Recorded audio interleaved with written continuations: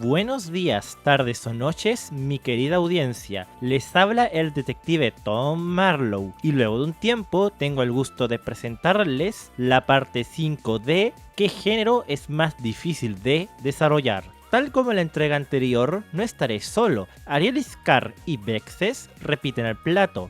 Ariel Scar estará a cargo de toda la parte de los números, mientras Vexes nos explicará cada género en detalle. ¡Saluden!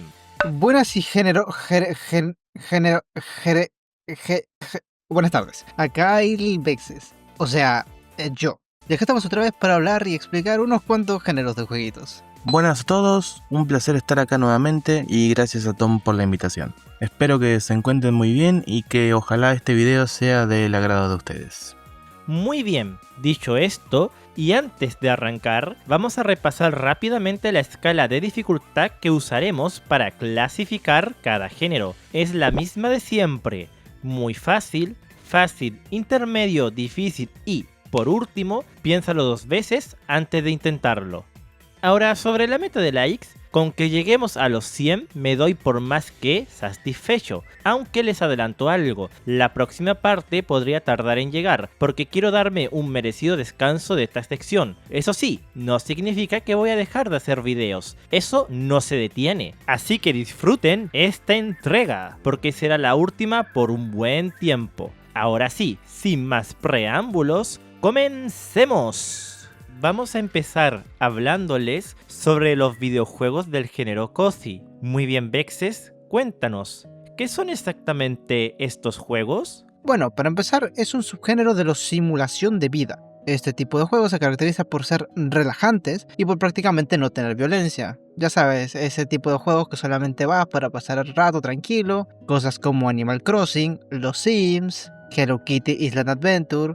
Además de que este tipo de juegos suele tener mecánicas más simples para que el jugador las entienda fácil y no se frustre. Sumarle a esto un ritmo más pausado. Hasta ahí todos nos entendemos. Pero realmente no hay una estandarización de este género. Hay varios que usan elementos de gestión o de simulación de vida, pero no es necesario. Por un lado, podemos tener a los típicos juegos de granja o de pesca, donde lo más terrible que te puede pasar es que pesques un resfriado por estar jugando hasta las 5 de la mañana. Por favor, anda a dormir, que es muy tarde. Otro grupo, que son los de exploración, sin más, los de construcción sencilla, otros donde limpias cosas y demás. Como pueden apreciar, todo es demasiado variable, porque este género no lo une características puntuales como mecánicas o conceptos fijos, fuera del propio concepto de relajante, que es mucho más diverso y depende de lo que cada uno considere relajante o acogedor, lo que da pie a tantos tipos distintos de juegos.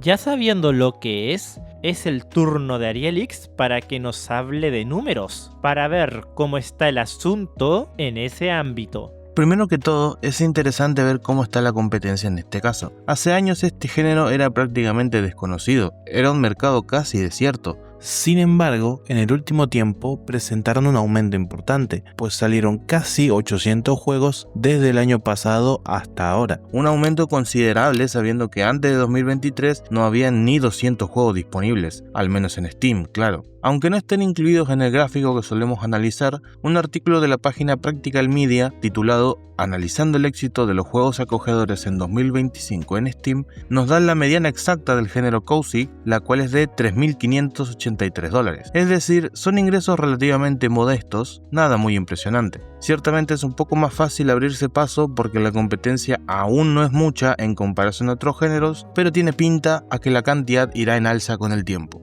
Muchas gracias Arielix por los datos. Muy bien, pasemos a la pregunta. ¿Qué tan difíciles son de hacer los juegos Cozy? Es una muy buena pregunta, pero difícil de responder, porque, como ya dijo Vexes, el género Cozy es mucho más amplio y difuso que otros géneros. Por lo mismo, no es fácil decir qué tan difícil es hacerlo, depende mucho de cada caso en particular. Aún así, muchos Cozy Games comparten elementos de gestión ligera y simulación de vida, dos géneros que ya analizamos antes en esta serie. La dificultad de creación de un juego de gestión suele ser bastante difícil, y en el caso de los juegos de simulación puede ir de intermedia a difícil. En los juegos cozy, el reto está en que estas mecánicas no pueden ser ni demasiado simples porque aburrirían, ni demasiado complejas porque dejarían de ser relajantes. Ahí está el verdadero desafío, lograr una experiencia relajante pero entretenida. Tomando de referencia el video que hice sobre la línea de Flow, el cozy game ideal estaría justo al borde de caer en el aburrimiento, pero sin llegar obviamente a caer. Y eso no es algo fácil de lograr. Más allá de la programación, que ya puede ser complicada, en especial con todo lo que tenga que ver con la parte de gestión, lo difícil está en el diseño y en el testeo. Hacer que el jugador se sienta cómodo, relajado, pero lo bastante involucrado como para seguir jugando. Entonces, ¿en qué quedamos? ¿Qué tan complicado sería? Pues dependería muchísimo del nivel de gestión y simulación que incluyas, y aunque optes por sistemas más sencillos, eso no significa que sean más fáciles de diseñar. De hecho, lograr que todo funcione en armonía no es nada simple, especialmente si eres principiante. Por eso esta vez no le asigno una dificultad fija. El género es tan amplio que su dificultad es indefinida, totalmente dependiente del enfoque que le des. Claro, si hablamos de un mínimo viable, como por ejemplo una especie de Stardew Valley donde solo cultivas y nada más, sí, en ese caso sería sencillo, al menos en la teoría. Pero la cuestión es, ¿sería divertido? Lo más probable es que no, porque lo que hace especial a un juego cozy no es solo una mecánica, sino el conjunto completo, el ambiente, el ritmo, los personajes y los pequeños detalles, que te invitan a relajarte, pero también a seguir explorando y lograr que todo eso encaje bien. Eso es lo realmente difícil. Pero bien, terminado este género, ahora pasaremos a hablar sobre los shoot'em up. Todo tuyo, Vexes. ¿Qué son los shoot'em up? Son un subgénero de los shooters. Este tipo de juegos son los clásicos juegos de navecitas. O no, dale la forma que quieras. Como, no sé, por ejemplo, pon una mona china con un lanzagranadas. Lo importante es que exista un avatar que dispare y muchos enemigos a los cuales hacer explotar a plomazos mientras esquivas todo lo que te tira. Y muchas veces suelen tener power-ups y jefes. Estas son las bases, pero después hay varios tipos de juegos que nacen de esto, como pueden ser los que son fijos, como el clásico Space Invaders, o los de scroll lateral y vertical, como Gradius y 1942. Así se llama el juego. También de este nace el tan famoso subgénero de los Bullet Hell. Ya saben, juegos como Touhou o los Donpachi. También está el muy curioso subgénero llamado Tube Shooter. Suena raro, lo sé. Y no se disparan tubos. Es como una navecita, así que vuela dentro de un tubo, así como que el movimiento, viste, como que está dentro de un tubo. Pero no necesariamente debe ser un tubo literal. Bueno, a veces sí es un tubo, pero es un poco así como más abstracto, ¿no? O sea, ¿sí me entienden? O sea, la cosa, son juegos que presentan una nave que vuela por un tubo abstracto. Uno de estos es Gyruss. Hay más subgéneros de este género, pero creo que ya se entiende la idea. Ahora que ya definimos qué son, es momento de que Arielix nos hable sobre cómo están sus números.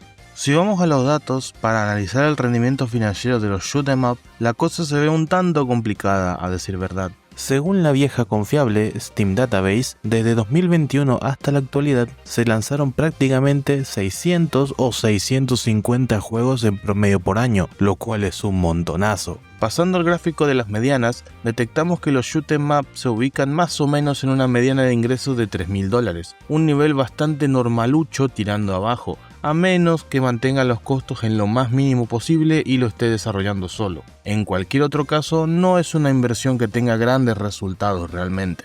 Muy bien, ahora pasemos a la gran pregunta. ¿Qué tan difícil es hacer un juego shoot'em up? Técnicamente no es tan complicado si ya tienes algo de experiencia haciendo videojuegos. Muchos de sus elementos se basan en conceptos comunes, como el object pooling para reutilizar balas, enemigos o explosiones sin estar creando y destruyendo objetos constantemente. También necesitarás sistemas básicos como movimiento del jugador, disparo, colisiones, puntuaciones y power-ups. Todo eso es accesible si ya has trabajado con motores como Godot o Unity. pero el verdadero reto está en otra parte. Lo difícil no es programar lo básico, sino diseñar patrones de ataque que sean variados, inteligentes y desafiantes. No basta con un enemigo que dispare de manera teledirigida al jugador. Los buenos shoot 'em up requieren patrones bien pensados y sincronizados, y para eso vas a necesitar manejar matemáticas como senos, cosenos, tangentes, vectores, ángulos y una buena sincronización de tiempos para ciertos ataques de los enemigos y otras cosas. No hace falta ser un genio, pero sí tener cierta soltura con trigonometría. Aunque algunos patrones se pueden simular visualmente, dominar la parte matemática te dará mejores resultados. Además, debe diseñar un juego dinámico que obliga al jugador a moverse, no solo quedarse en el fondo esquivando. Eso implica trabajar bien la ubicación de los enemigos, sus patrones de ataque y obstáculos. También es importante tener un buen sistema de puntuación que no se limite a contar enemigos eliminados, sino que premie precisión, combos o asumir riesgos,